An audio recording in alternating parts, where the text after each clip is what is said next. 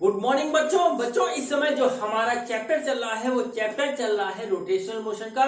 और rotational motion में इस समय मैं आपको पढ़ा रहा हूं रिजिड बॉडी डायनामिक्स। और रिजिड बॉडी डायनामिक्स में आगे बढ़ते हुए आज मैं आपको पढ़ाऊंगा हिंज फोर्सेस के बारे में। तो चलिए बच्चों टॉपिक स्टार्ट करते हैं। टॉपिक स्टार्ट करने से पहले मैं आपको बताता हूं कि मेरे को ये चैनल मेरी बेटी ने बना करके दिया है, जिसका नाम इसने रखा हुआ है मेरे पिताश्री की पाठशाला। और इस पाठशाला में मैं इस समय आपको पढ़ा रहा हूं फिजिक्स का कोर्स खत्म होने के बाद मैं आपको केमिस्ट्री और केमिस्ट्री का कोर्स खत्म होने के बाद मैथमेटिक्स भी पढ़ाऊंगा। तो चलिए बच्चों टॉपिक स्टार्ट करते हैं। तो आज मेरे यूट्यूब चैनल मेरे पिताश्री की पाठशाला पे मेरे पापा आपको हिंज फोर्सेस के बारे में बताएंगे। तो मैं पीछे जाती हूँ, मेरे पापा आपको पढ़ाएंगे।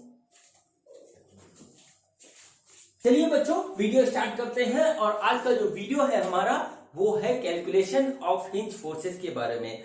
बच्चों जब हमारी बॉडी किसी एक्सिस के अबाउट रोटेट करती है तो उसके ऊपर हिंज का एक फोर्स लगता है और ये नॉर्मल रिएक्शन फोर्स होता है। बच्चों ये टॉपिक भी हमारा जो है रिजिड बॉडी डायनामिक्स का है। इस वीडियो को देखने से पहले आप मेरा पहले वाला वीडियो जरूर देख लें जो कि मैंने बनाया है रिजिड बॉडी डायनामिक्स में torque equal to I alpha में। तभी ये वीडियो आपको ज्यादा अच्छी तरीके से समझ में आएगा। बच्चों चलिए सबसे पहले मैं आपको बताता हूं कि हिंज फोर्स हमारा क्या होता है। देखिए बच्चों ये हमारी एक रिजिड बॉडी है, इस तरीके से ये एक रिजिड बॉडी है और ये इस पॉइंट पे पिवोटेड है और यहां से ये इस तरीके से रोटेट कर रही है। ये हमारा हिंज है, ठीक है, ये हमारा हिंज है जिसने इसको यहाँ पर पिवोट कर रखा है। अब ये हिंज जो है इस बॉडी के ऊपर एक नॉर्मल रिएक्शन फोर्स लगाता है और उसी फोर्स को हम कहते हैं हिंज फोर्स। तो हिंज फोर्स जो बच्चों होता है, हिंज फोर्स आप समझ लीजिए क्या होता है।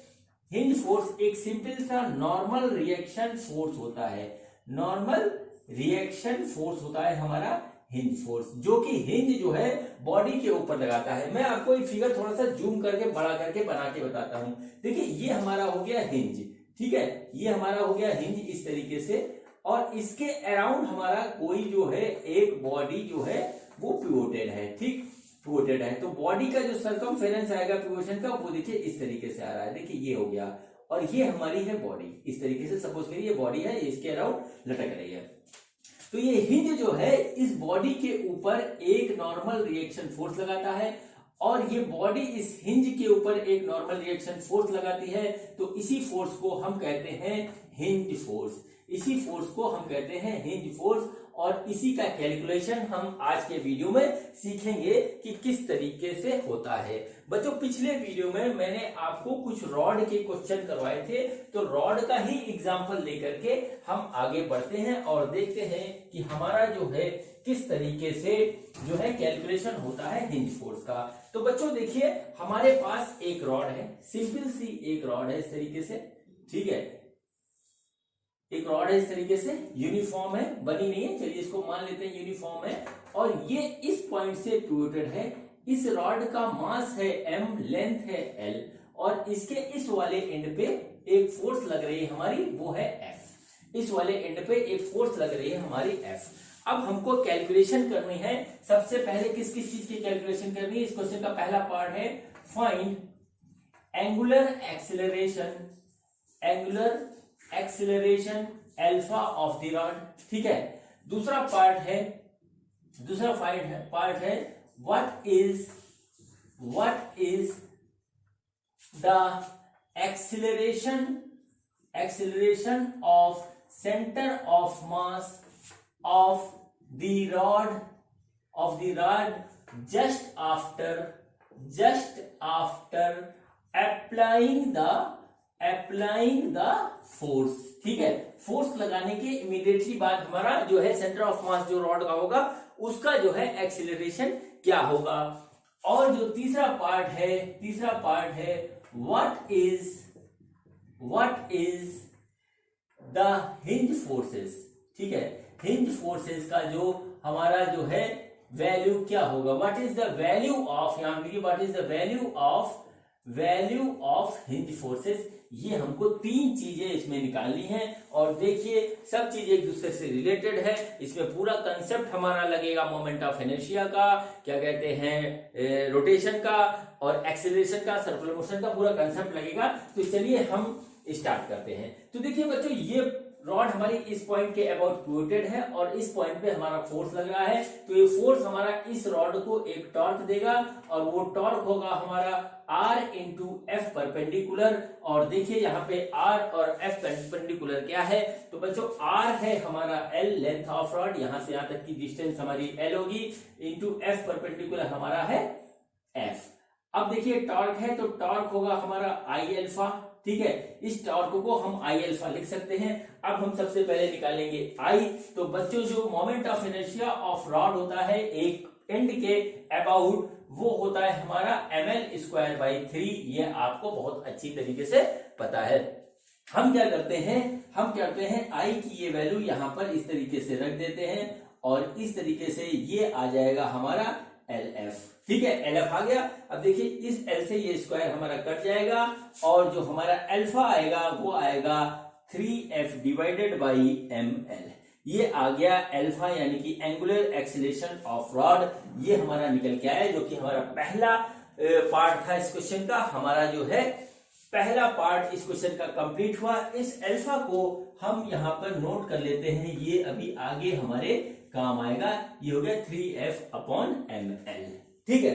अब देखिए बच्चों, इसका सेकंड पार्ट है कि इस रॉड के सेंटर ऑफ मास का हमको निकालना है एक्सेलरेशन, और यहां पर थोड़ा सा हमको जो है संभल के चलना पड़ेगा।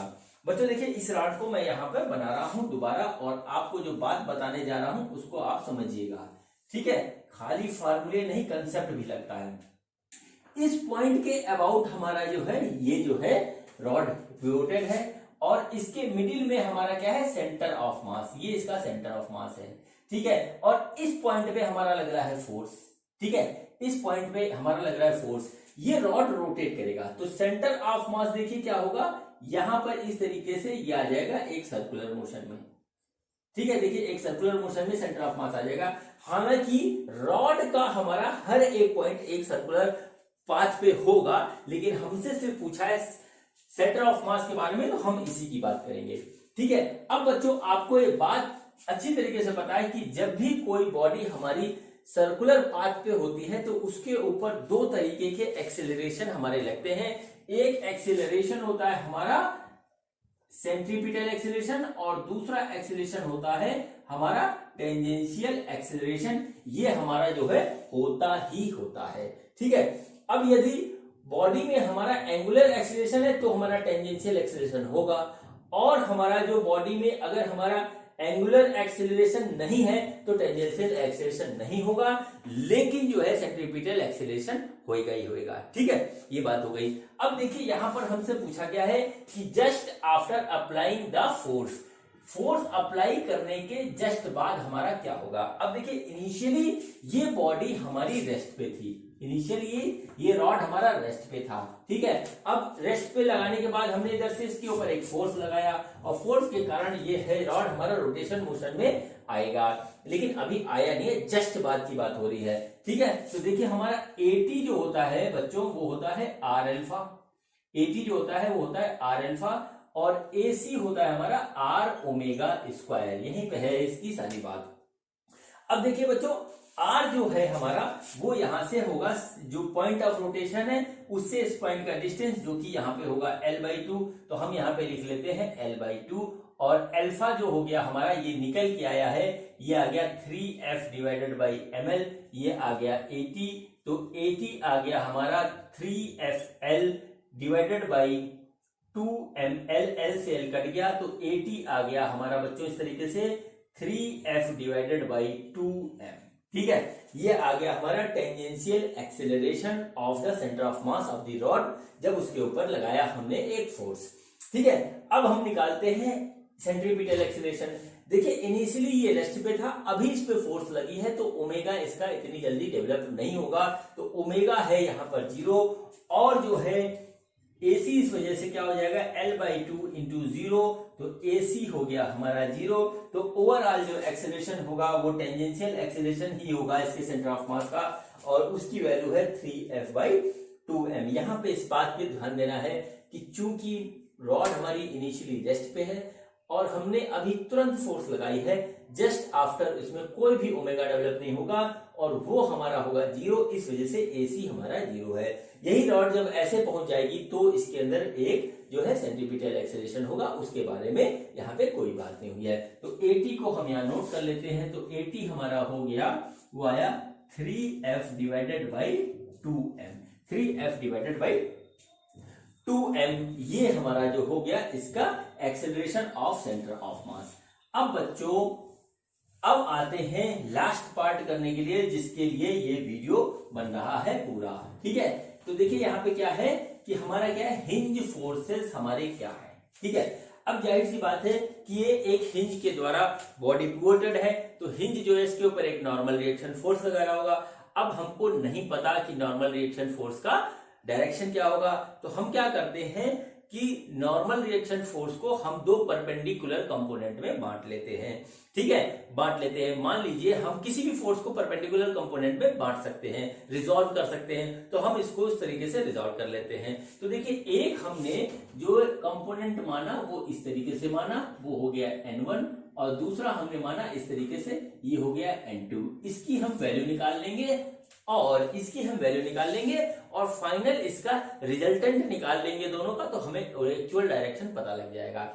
अब देखिए, अब देखते हैं इसमें किस तरीके से ये निकलेगा। तो बच्चों देखिए ये हमारी है रॉड, ठीक है, ये देखिए हमारे पास है रॉड का सेंटर ऑफ मास ये है और ये है इसके ऊपर पिवोटेड पॉइंट है, और यहां पर हमारे जो है N1 जो है हिंज फोर्स लग रहा है, और इस डायरेक्शन में हम इसको एक फोर्स दे रहे हैं F, और इस फोर्स की वजह से इस पॉइंट का जो है जो आ रहा है हमारा टेंजेंशियल एक्सेलरेशन AT आ रहा है, ठीक है। अब देखिए हम इसमें न्यूटन का सेकंड लॉ लगाएंगे, जो कि होता है हमारा F बराबर ma, ठीक है। अब देखिए इसके इस डायरेक्शन में कौन कौन से फोर्स काम कर रहे हैं, तो वो हमारे काम कर रहे हैं N1 प्लस F, और ये हमारा हो जाएगा MAT।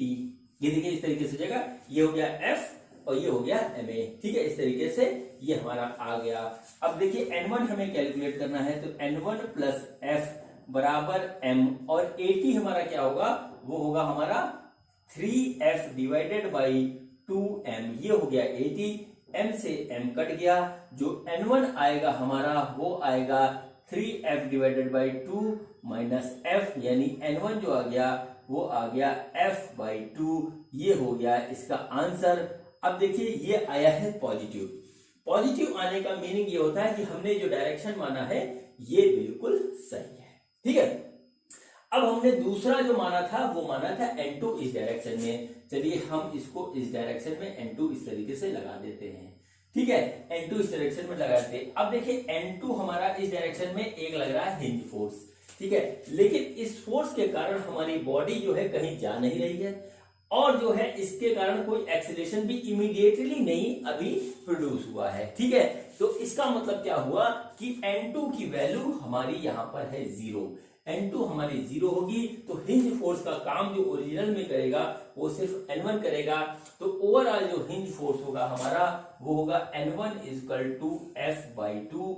ये हमारा हिंज फोर्स यहाँ पे निकलेगा, ये वाला हमारा हिंज फोर्स यहाँ पे निकलेगा। बच्चों ये हो गया इस क्वेश्चन का कंप्लीट सॉल्यूशन, ठीक है, ये हो गया इस क्वेश्चन का कंप्लीट सॉल्यूशन। अब बच्चों मैं क्या करता हूं, मैं इस क्वेश्चन में थोड़ा सा एक चेंज करता हूं। क्वेश्चन यही रहेगा, सभी चीज निकालने हैं, लेकिन हम इसका एक्सिस ऑफ रोटेशन चेंज करते हैं, और जो है इसका क्या करते हैं, फोर्स जो है वो एक इंक्लिनेशन पे लगाते हैं, एक एंगल पे लगाते हैं। तो देखिए किस तरीके से वैल्यूज में चेंज आता है, ठीक है। देखिए अभी भी हमारे पास क्या है, एक रॉड है, और वो रॉड इस बार जो है वो जो है सेंटर ऑफ मास से जो है वो हमारी हो जा रही है हिंज, ठीक है, सेंटर ऑफ मास से वो वाली रॉड हमारी हिंज हो रही है। तो बच्चों देखिए क्या है, ये एक हमारे पास इस तरीके से एक है रॉड, ठीक है, एक रॉड इस तरीके से है, और ये इसका सेंटर ऑफ मास है। इस बार यहां पर जो है ये यहां से पिवोटेड है, और इसके ऊपर एक जो है फोर्स कुछ इस तरीके से लग रहा है थीटा एंगल पे इसकी वैल्यू है हमारी एफ। ठीक है, रॉड का मास m है और लेंथ हमारे पास l है। ठीक, अब देखिए ये फोर्स हमने इसको दी। अब इस फोर्स की वजह से सबसे पहले क्या होगा कि इस रॉड को एक मिलेगा टॉर्क, और टॉर्क की वजह से ये सेंटर ऑफ मास के अबाउट रोटेट करना स्टार्ट करेगा। तो सबसे पहले हम निकालेंगे टॉर्क। तो टॉर्क का जो फॉर्मूला होता है वो होता है R इंटू एफ परपेंडिकुलर। तो बच्चों यहां से जो R है वो हमारा R निकलेगा L/2। तो L/2 हमने यहाँ लिखा। F परपेंडिकुलर की बात करते हैं, यहाँ हमको देखना पड़ेगा कि F परपेंडिकुलर हमारा क्या है। ठीक है बच्चों, देखिए ये इस फोर्स को हम यदि आगे इस तरीके से बढ़ाएं तो यहां से ये थीटा एंगल बनाएगा। ठीक है, इस फोर्स F के दो कंपोनेंट हमको मिलेंगे, एक मिलेगा F cos थीटा और दूसरा मिलेगा हमको F sin थीटा। ये बात आपको पता है। तो F परपेंडिकुलर जो होगा हमारा वो होगा F sin थीटा। ठीक है, ये हमारा हो गया और ये होगा टॉर्क। अब ये टॉर्क हमारा क्या होगा, ये टॉर्क हो जाएगा हमारा I alpha equal to FL sin theta divided by 2। ये आ गया। अब देखिए बच्चों I क्या होता है, I होता है हमारा सेंटर ऑफ मास के अबाउट किसी रॉड का, वो होता है हमारा ml²/12। तो ये हो गया इसका I। मोमेंट ऑफ इनर्शिया की ये वैल्यू जो होगी वो हम यहां रखेंगे, ml²/12 इंटू अल्फा बराबर FL sin theta divided by 2। ये हमारा हो गया फाइनल एक्सप्रेशन इसका। अब इसको कैलकुलेट करके हम निकाल लेंगे अल्फा। तो हमने इसको कैलकुलेट किया, L से L कट गया, इससे ये कटा, तो अल्फा की जो वैल्यू आ रही है बच्चों वो आ रही है 6F sin theta divided by ml। ये आया इसका अल्फा, और इसको हम जो है यहां पर नोट कर लेते हैं। तो देखिए अल्फा आ गया हमारा 6F sin theta divided by ml। ठीक है, इस क्वेश्चन का भी पहला पार्ट जो था हमारा वो निकालना था angular acceleration of the rod just after applying the force, वो हमारा ये होगा। ठीक है, ये बच्चों इस तरीके से सबसे पहले हमने टॉर्क निकाल लिया। टॉर्क होता है R इंटू एफ परपेंडिकुलर, यहाँ पे F परपेंडिकुलर निकाला, उसको यहाँ पे रखा, और फिर उसके बाद torque equal to I alpha से I की वैल्यू रखी हमने, और फिर उससे अल्फा कैलकुलेट कर लिया। ये हम काफी लंबे समय से करते आ रहे हैं बच्चों। इसका पहला पार्ट जो है फाइंड द एंगुलर एक्सीलरेशन, ये हमारा हो गया कंप्लीट। अब बच्चों इसका सेकंड पार्ट है, और अब हम उसको देखते हैं कि इसका सेकंड पार्ट हमारा क्या है। सेकंड पार्ट है what is the acceleration of centre of mass of the rod just after applying the force. तो चलिए यहां पर देखते हैं हमारा क्या होगा। यहां पर इस तरीके से ये रॉड है, और इसी पॉइंट के लिए क्वेश्चन मैंने लिखवाया भी आपको, क्योंकि देखिए यहाँ पे एक नई बात आएगी। ये सेंटर ऑफ मास हो गया इसका। ठीक है, अब इसके ऊपर हमारी एक परपेंडिकुलर फोर्स ऐसे लग रही है F sin थीटा, और इधर एक फोर्स लग रही है F cos थीटा। ठीक है, अब देखिए F cos थीटा की वजह से इसको कोई भी हमको रोटेशन नहीं मिलेगा, ना ये इधर जाएगा क्योंकि ये हिंज है। अब क्या होगा, ये वाला जो फोर्स है परपेंडिकुलर, ये इसको रोटेट करेगा इस तरीके से इधर और इस तरीके से इधर, ये हमारा ऐसे रोटेट करने लगेगा। ये है सेंटर ऑफ मास, ये सेंटर ऑफ मास यही रहेगा, क्योंकि हमारी जो है बॉडी जो है रॉड यहां से पिवोटेड है, ये कहीं जाएगा नहीं। ठीक है, ये कहीं जाएगा नहीं, तो इसका एक्सीलरेशन तो बच्चों को छोड़ेगा ही नहीं, क्योंकि ना तो ये कहीं जा रहा है नहीं कहीं मूव कर रहा है, ये वहीं रह रहा है, तो इसका एक्सीलरेशन यहाँ पे नहीं होगा। इस पॉइंट का एक्सीलरेशन देखिए हमारे पास है what is the acceleration of centre of mass of the rod just after applying the force. Centre of mass ये है, और ये कहीं मूव नहीं रहा, रॉड पूरी मूव कर जाएगी तो भी यही रहेगा, तो इसका एक्सीलरेशन बिल्कुल नहीं होगा। चलिए ये बात तो हो गई लॉजिक के। अब इसको मैं आपको फार्मूले से निकाल के दिखाता हूं कि हमारा ये 0 होगा। तो सपोज करते हैं कि इसका एक्सीलरेशन क्या है, हमारा 80 है, और इसका एक्सीलरेशन हमारा AC है। इस टाइप से हमने मान लिया, ऐसा कुछ होगा नहीं। तो देखिए अब हमारा 80 क्या होता है, 80 होता है हमारा R अल्फा, और AC होता है हमारा R ओमेगा स्क्वायर। अब बात करते हैं अल्फा, तो हमने यहां निकाल लिया। R कितना होगा, R क्या होता है बच्चों, R होता है हमारा एक्सिस ऑफ रोटेशन से पॉइंट की दूरी। अब देखिए एक्सिस ऑफ रोटेशन भी यही है, पॉइंट भी यही है, तो R हमारा कितना हो गया 0, तो 0 इंटू अल्फा बराबर आ गया 0, यानी टेंजेंशियल एक्सेशन इसका होगा 0 सेंटर ऑफ मास का। ठीक है, अब देखिए सेम कंडीशन यहाँ पे ओमेगा तो वैसे भी रेस्ट से स्टार्ट किया तो 0 था, और r हमारा 0 होगा, वही तो r होगा जो यहाँ पे था। क्या है? एक्सिस ऑफ रोटेशन से उस पॉइंट की दूरी जो कि हमारे जिसका हमें एक्सेलरेशन निकालना है। तो देखिए एक्सिस ऑफ रोटेशन यही है और जो है पॉइंट भी यही है, तो यहाँ पर क्या हो गया 0 इंटू 0, तो ये आ गया हमारा ओवरऑल 0, यानी सेंटर ऑफ मास का इस कंडीशन में हमारा कोई भी एक्सेलरेशन नहीं होगा। ठीक है, सेंटर ऑफ मास का इस कंडीशन में हमारा, जब ये हमारा सेंटर ऑफ मास से पिवोटेड है, कोई भी एक्सेलरेशन नहीं होगा। बच्चों ये हमारा जो है दूसरा पार्ट भी कंप्लीट हुआ। अब हम जो है इसका करते हैं तीसरा पार्ट और देखते हैं कि वो तीसरा पार्ट हमारा क्या है। तो बच्चों चलिए अब जो है मैं फिर से फिगर बनाता हूं और इसके ऊपर अब मैं बना देता हूं हिंज फोर्सेस। ठीक है, हिंज फोर्सेस हम बना देते हैं इसके ऊपर। तो देखिए क्या हुआ, ये सेंटर ऑफ मास है। ठीक है, इसके ऊपर इस डायरेक्शन में एक फोर्स लग रही है F sin थीटा, ठीक, और इस डायरेक्शन में हमारी एक फोर्स लग रही है F cos थीटा। हमने हिंज के ऊपर सपोज किया एक फोर्स हमारी N1 इस डायरेक्शन में है और दूसरी फोर्स N2 हमारी इस डायरेक्शन में है, ये हमने यहां पर सपोज कर दिया। अब देखिए क्या होगा, अब देखिए होगा क्या कि हम यहां पर लगाएंगे Newton second law of motion. तो क्या होगा, वो होता है हमारा F बराबर ma, और वो हम पहले इस डायरेक्शन में लगाएंगे जिधर N1 और F sin थीटा है। तो बच्चों देखिए हमारे पास N1, ठीक है, N1 plus F sin theta ये हो गया, और ओवरऑल जो हमारा जो इस पॉइंट का टेंजेंशियल एक्सेलरेशन है वो होगा हमारा 0। ठीक है, ओवरऑल सेंटर ऑफ, देखिए फोर्स हमारी कोई भी काम करती है, तो वो हमारी काम करती है सेंटर ऑफ मास पे। तो सेंटर ऑफ मास का एक्सेलरेशन हमारा 0 है, तो ये हमारा हो गया 0। ठीक है, तो देखिए N1 हमारा क्या हो गया, N1 हो गया हमारा माइनस F sin थीटा, ये आ गया हमारा N1। ठीक है, ये आ गया हमारा N1। अब देखते हैं N2। अब देखिए इसमें माइनस आया, अभी माइनस को हम डिस्कस करेंगे। ठीक है, पहले वाले में हमारा माइनस नहीं आया था। अब देखिए यहां पर क्या है, ये फोर्स इसको इधर लग रही है लेकिन ये इसको कहीं ले नहीं जा पा रहा है, यानी कि इस फोर्स के कारण इस बॉडी में हमारा कोई भी एक्सेलरेशन नहीं आ रहा है, लेकिन हिंज फोर्स और इस फोर्स का डायरेक्शन एक ही है।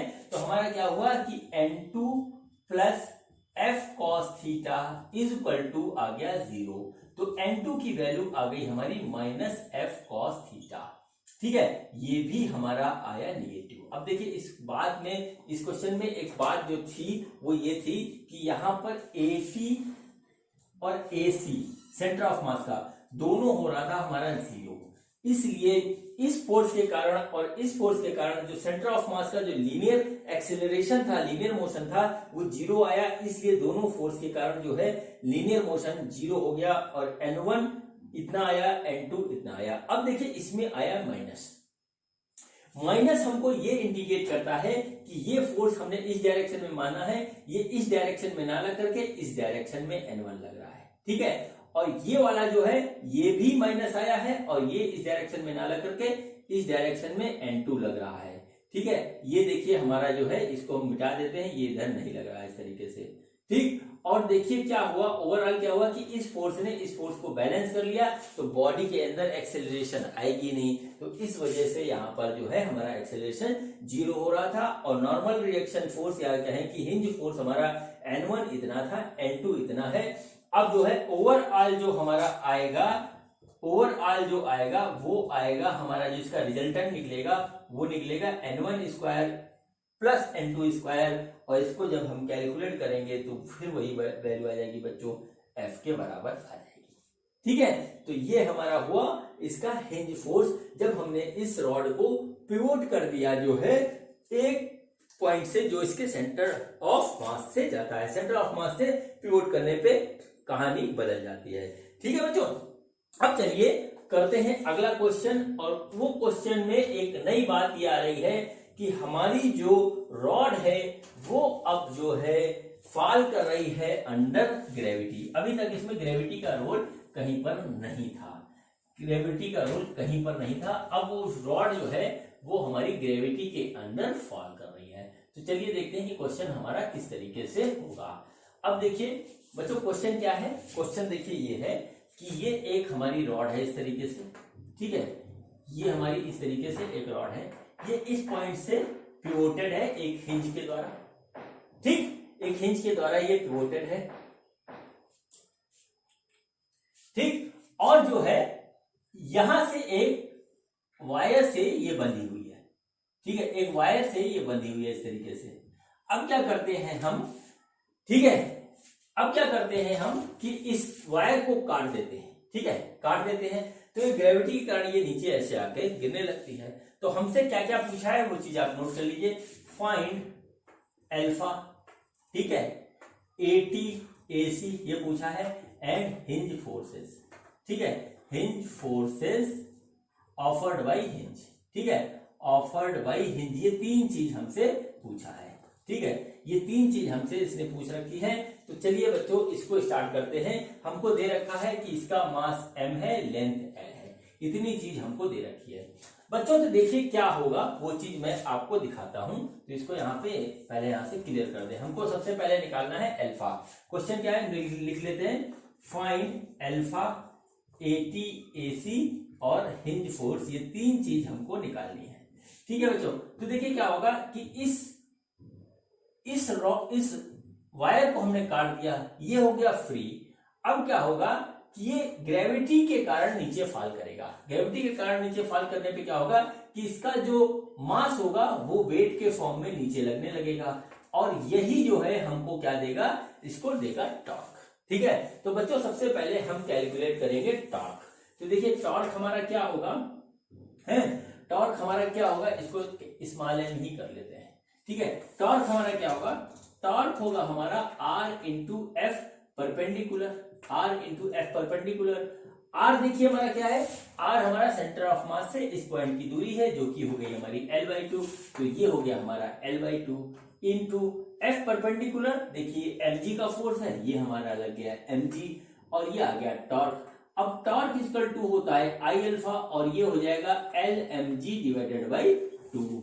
अब देखिए I क्या है I होगा हमारा यहाँ पर ml² बाई 3 हमारा होगा R, क्योंकि एक साइड के अबाउट रॉड का जो मोमेंट ऑफ इनर्शिया होता है वो होता है ml² बाई 3, वो हमने यहाँ पे लिख लिया। अब देखिए इसकी वैल्यू हम यहाँ पे रख देंगे, तो ml² बाई 3 इंटू अल्फा बराबर Lmg, ठीक है, Lmg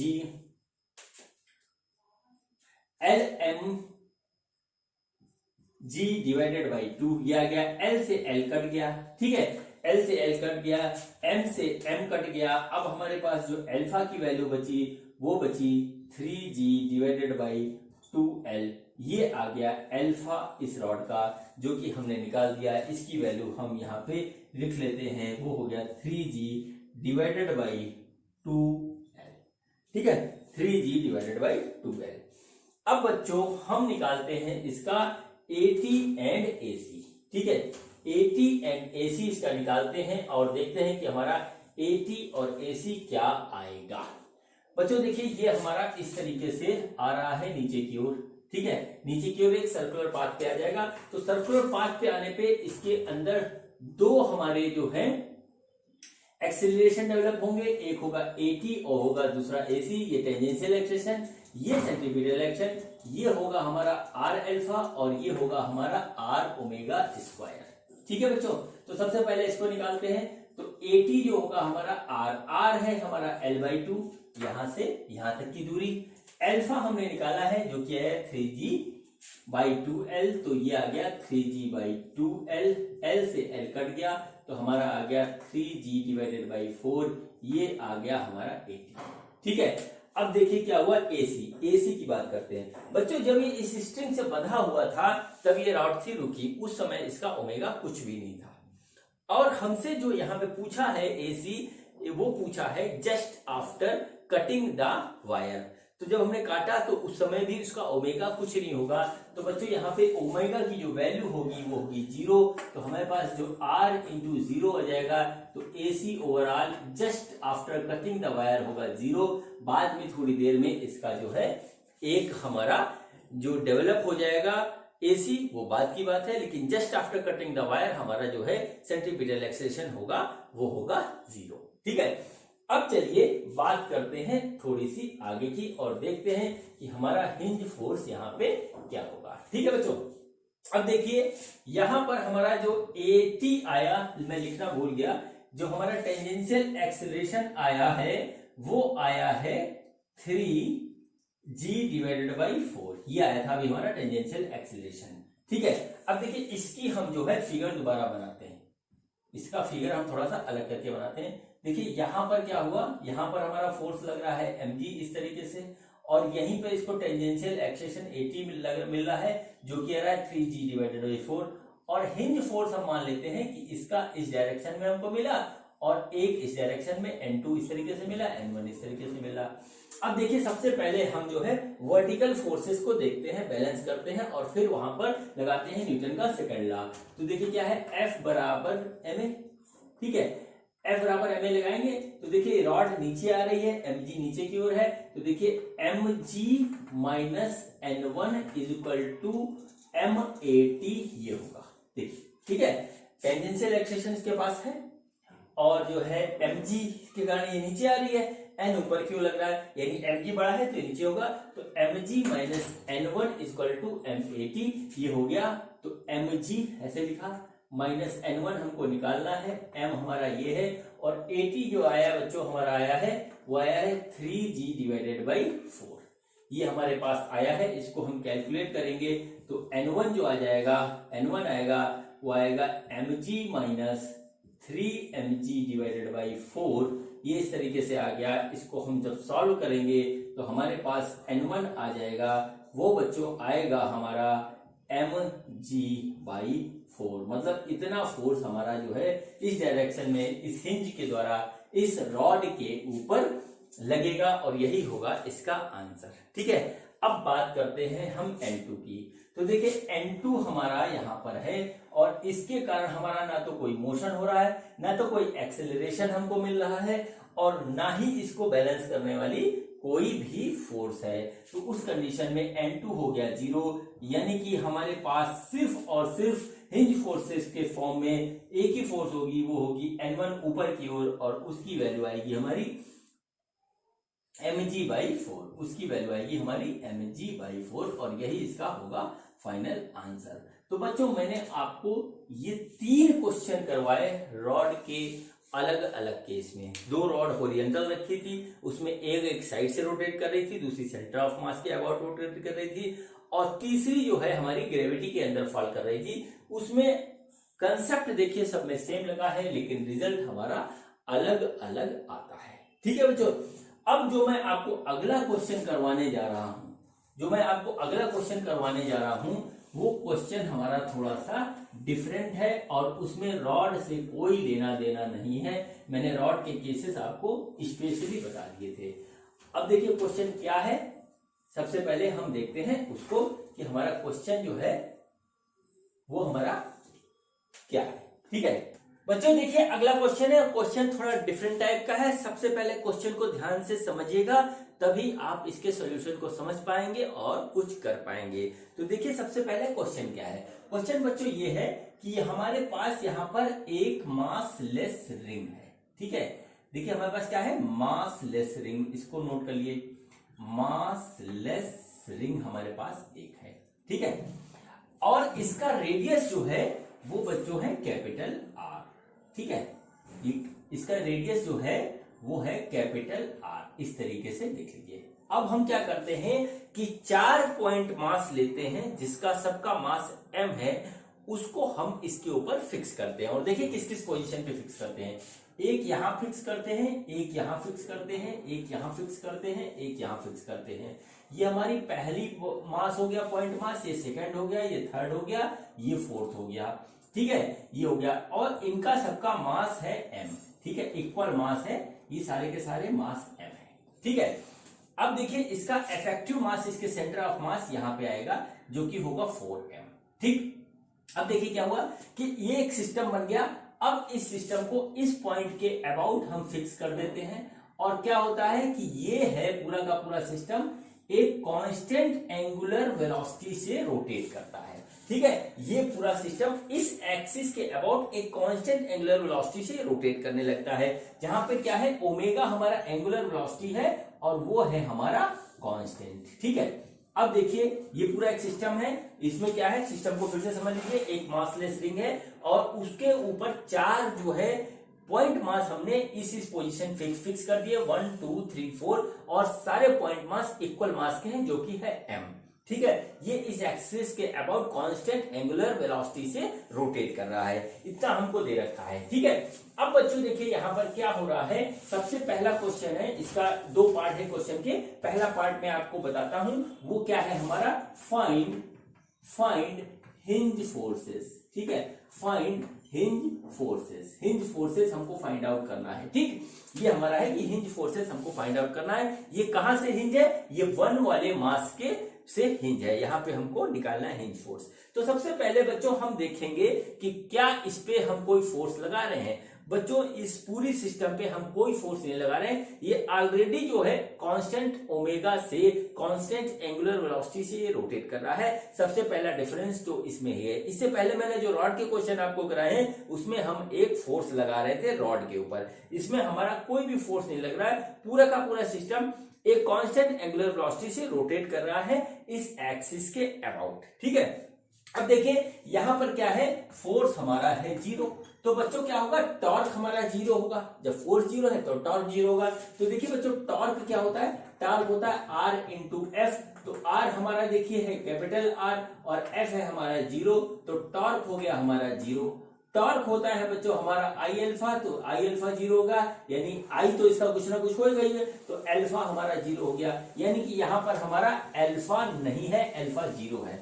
ठीक है, ये बात बच्चों हमको बहुत अच्छी तरीके से समझ में आती है कि यदि किसी बॉडी की वेलोसिटी कांस्टेंट है, चाहे वो लीनियर वेलोसिटी हो चाहे एंगुलर वेलोसिटी हो, तो उस पे लगने वाला एक्सीलरेशन 0 होगा। यहां पर जो है हमारी एंगुलर वेलोसिटी कांस्टेंट है, तो हमारा एंगुलर एक्सीलरेशन भी 0 होगा। ये बात हमको यहाँ पर क्लियर होती है। ठीक है, तो हमारा यहाँ पे एंगुलर एक्सेलरेशन हमारा यहाँ पर 0 है। हमको क्या करना है, हमको निकालना है हिंज फोर्सेस। तो हमारा एंगुलर एक्सेलरेशन 0 हो गया, ये बात एक क्लियर हो गई। अब देखिए हिंज फोर्सेस निकालना है, तो हम सबसे पहले देखेंगे कि हिंज फोर्सेस कहां पर काम करेंगे। तो बच्चों देखिए हमारा हिंज फोर्स काम करेगा इस पॉइंट पे। सपोज करते हैं इस डायरेक्शन में N1 है और इस डायरेक्शन में N2 है हमारा हिंज फोर्स। अब क्या हुआ, ये बॉडी रोटेट कर रही है, ये बॉडी इस एक्सिस के अबाउट रोटेट कर रही है। रोटेट कर रही है तो इसके ऊपर एक एक्सेलरेशन होगा, और वो एक्सेलरेशन इस डायरेक्शन में होगा बच्चों सेंट्रीपिटल एक्सेलरेशन, और इस डायरेक्शन में होगा हमारा टेंजेंशियल एक्सेलरेशन। ये बात आपको पता है, ये होता है हमारा रोटेशनल और सर्कुलर मोशन में। ठीक है बच्चों, अब देखिए हम क्या करते हैं, हम यहां पर इसका सेंटर ऑफ मास बनाते हैं आपको समझाने के लिए। और देखिए हिंज फोर्स इफेक्टिव है, वो भी हमारा सेंटर ऑफ मास पे इफेक्टिव होगा। तो ये हो गया N1 इस डायरेक्शन में और N2 इस डायरेक्शन में। ठीक है, अब देखिए सेंटर ऑफ मास पे ही हमारा एक्सीलरेशन भी इफेक्टिव होगा। तो देखिए हमारा क्या होगा, टेंजेंशियल एक्सीलरेशन इस डायरेक्शन में होगा और सेंट्रीपिटल एक्सीलरेशन हमारा इस डायरेक्शन में होगा। और इसका जो मास है 4m, पूरे सिस्टम का जो मास है 4m, वो भी हमारा सेंटर ऑफ मास पे इफेक्टिव होगा। ठीक है, सेंटर ऑफ मास पे इफेक्टिव होगा। N1 N2 के अलावा इस पूरे सिस्टम पे हमारा कोई भी फोर्स नहीं है, कोई भी फोर्स हमारा नहीं है। अब बच्चों बात करते हैं हम AT और AC की। तो देखिए AT होता है हमारा R अल्फा, ठीक है, AT होता है हमारा R अल्फा और AC होता है हमारा R ओमेगा स्क्वायर। तो देखिए AT हम सबसे पहले निकालते हैं। तो देखिए R हमारा कितना है, R है, और अल्फा हमारा कितना है, 0 आया है, तो 0 हो गया। और AC कितना होगा, वो होगा बच्चों R ओमेगा स्क्वायर। इसमें कोई चेंज नहीं होगा क्योंकि रेडियस उसकी फिक्स है और ओमेगा इसका कांस्टेंट है, तो AC हमारे पास होगा R ओमेगा स्क्वायर। अब देखिए बच्चों क्या हुआ यहाँ पर, तो AT हो गया हमारा 0 और AC हो गया हमारा R ओमेगा स्क्वायर। ठीक है, इस तरीके से ये आ गया। अब देखिए हम क्या करेंगे, हमें निकालना है हिंज फोर्सेस। तो देखिए वर्टिकल फोर्सेस को हम अलग बैलेंस कर लेंगे और हॉरिजॉन्टल फोर्सेस को अलग बैलेंस कर लेंगे, और यहां हम लेंगे आएंगे Newton second law of motion. ठीक है, वो हमारा क्या होता है, Newton second law of motion, वो होता है हमारा F बराबर ma। अब देखिए इस डायरेक्शन में हमारा F क्या है, N1 है, एक ही फोर्स है, और इस डायरेक्शन में हमारी सेंट्रीपिटल एक्सेलरेशन जो मिल रही है वो यही है AC, और यहाँ पर जो है m होगा बच्चों 4m पूरे सिस्टम का, और a है हमारा AC, तो हो गया हमारा 4m r ओमेगा स्क्वायर, ये हो गया n1 बच्चों इस जगह। ठीक है, देखिए इसको नोट कर लीजिए, ये n1 आ गया। देखिए AC r ओमेगा स्क्वायर है, AC की वैल्यू r ओमेगा स्क्वायर लिख दी, और m हमारा यहाँ पे 4m था जो कि सेंटर ऑफ मास का था, तो ये आ गया इस तरीके से। अब देखिए हम निकालते हैं n2, तो n2 हमारा जो बैलेंस होगा वो होगा m80 से। तो देखिए m यहाँ पर कितना है 4m है, और 80 बच्चों कितना है वो है 0, अभी आया था देखिए 0 है हमारा। तो n2 हमारा यहाँ पे क्या होगा, n2 हो जाएगा हमारा 0, और ये n1 n2 ये हमारे हिंज फोर्स हो गए, यानी कि ओवरऑल इस सिस्टम का जो हिंज फोर्स होगा वो होगा n1 equal to 4mr omega square. इसको आप नोट कर लीजिए, ये हमारा हो गया इसका हिंज फोर्स। ठीक है बच्चों, क्वेश्चन को आप फिर से समझ लीजिए कि एक मासलेस रिंग है, उसके ऊपर 4 मास हमने अटैच किए, 4 पॉइंट मास इस पोजीशन पे अटैच किए हैं। 1 पॉइंट मास के अबाउट ये पूरी बॉडी कांस्टेंट एंगुलर वेलोसिटी से रोटेट करती है, तो हमको निकालना है पूरे सिस्टम पे लगने वाला हिंज फोर्स, वो हमने इस तरीके से निकाल लिया। इसमें हमारा फोर्स नहीं है इसलिए अल्फा इसमें 0 होगा। अल्फा 0 होने के कारण 80 0 होगा, लेकिन इसका AC होगा क्योंकि हमारा सर्कुलर मोशन या रोटेशनल मोशन हो रहा है। और मैं आपको बता चुका हूं सर्कुलर मोशन के कंसेप्ट में कि अगर हमारा सर्कुलर मोशन हो रहा है, अगर हमारा रोटेशनल मोशन हो रहा है, तो AC होएगा ही होएगा। और उस AC और AT का यूज करके हमने जो है न्यूटन का सेकंड लॉ अप्लाई करके N1 और N2 जिसको हमने हिंज फोर्स माना था वो निकाल लिया, जिसकी वैल्यू आई है हमारी N1 की इतनी और N2 लगा हमारा 0। ये क्वेश्चन बच्चों यहां तक हुआ कंप्लीट। अब आते हैं इसके सेकेंड पार्ट पे, जो इस क्वेश्चन को थोड़ा सा करेगा चेंज। ठीक है, देखिए क्या हुआ कि अब जो है हमने क्या किया कि ये जो सेकंड वाला मास m है, ये जो सेकंड वाला मास m है इस तरीके से, इसके ऊपर एक फोर्स लगा दी F। ठीक है, ये हमारा सेकंड मास है, इसका मास m है, इसके ऊपर एक फोर्स लगा दी F। अब पूछा है कि इस कंडीशन में हमारा जो है AC AT और हिंज फोर्सेस क्या होगा। AC AT और हिंज फोर्सेस क्या होगा इस कंडीशन में हमें निकालना है बच्चों। अब देखिए क्या हुआ कि इस पूरे सिस्टम के ऊपर एक फोर्स लग गई F, वो भी इस पोजीशन पे लगी है, तो F के कारण अब इस पूरे सिस्टम को एक एक्स्ट्रा टॉर्क मिल जाएगा। और हमको जो AC AT और हिंज फोर्सेस निकालना है वो निकालना है just immediately applying the force, मतलब फोर्स लगाने के जस्ट बाद जो हमारा जो होगा AC AT और जो होगा हिंज फोर्स वो क्या होगा, ये हमें निकालना है। अब देखिए फोर्स लगा तो इसको मिलेगा टॉर्क, और टॉर्क होता है हमारा R इंटू एफ परपेंडिकुलर, या हम कहें F इंटू आर परपेंडिकुलर।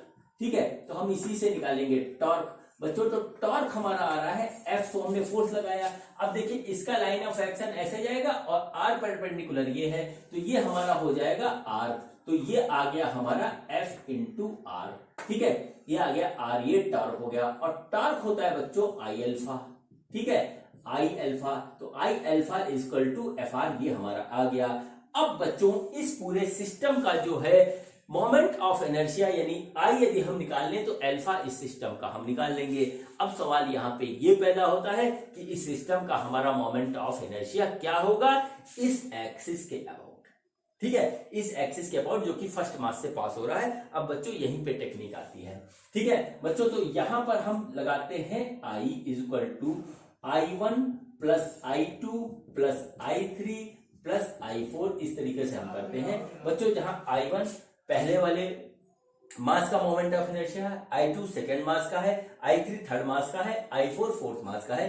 अब हम इसको निकालते हैं, तो देखिए बच्चों ये क्या होगा, ये होगा m1 r1 square plus m2 r2 square plus m3 r3 square plus m4 r4 square, ये होगा। ठीक है, अब देखिए हम इसकी वैल्यूज रखते हैं और आता जाएगा। तो देखिए m1 क्या है, m है, r1 क्या है, इस पॉइंट के अबाउट ये रोटेट कर रहा है, तो इसका r1 इसी पॉइंट के अबाउट क्या होगा, 0 होगा, तो ये हो गया हमारा 0 प्लस m2 हमारा क्या है, m2 है हमारा, r2 क्या है, इसका इस एक्सिस से डिस्टेंस जो होगा बच्चों वो होगा ये।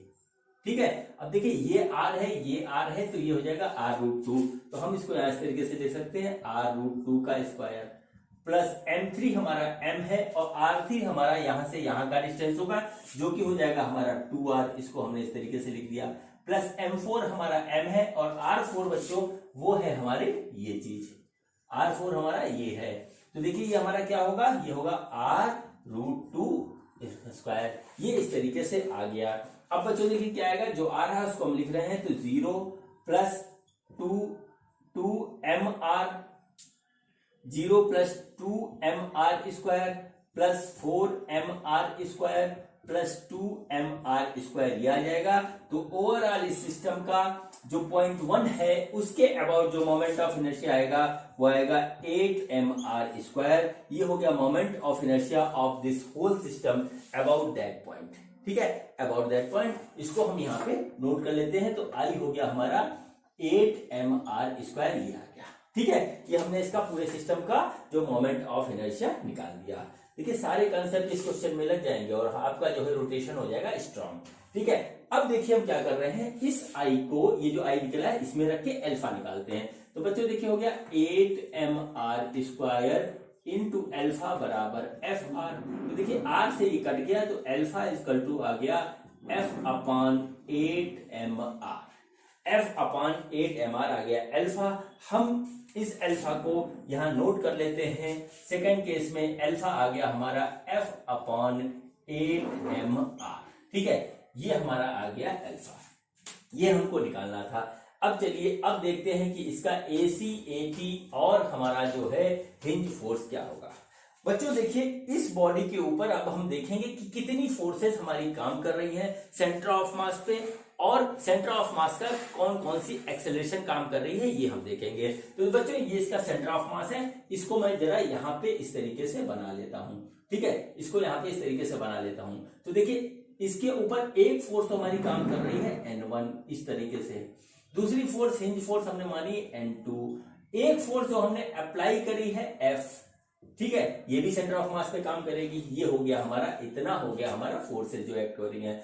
दूसरा एक्सेलरेशन देखिए होगा हमारा, एक होगा सेंट्रीपिटल एक्सेलरेशन और दूसरा होगा हमारा टेंजेंशियल एक्सेलरेशन, और पूरी सिस्टम का जो इफेक्टिव मास है वो 4m, ये हमारा सेंटर ऑफ मास पे काम करेगा। अब देखिए क्या हुआ कि ये पूरा का पूरा सिस्टम हमारा, ये जो मास है जैसे हमारा सेंटर ऑफ मास है इसका, ये सर्कुलर मोशन पे होगा तो इस पे एक AC लगेगा एक AT लगेगा, वो हमने यहाँ पर लिख दिया। ठीक है, अब हम AC और AT निकालते हैं। सबसे पहले देखते हैं वो क्या होगा।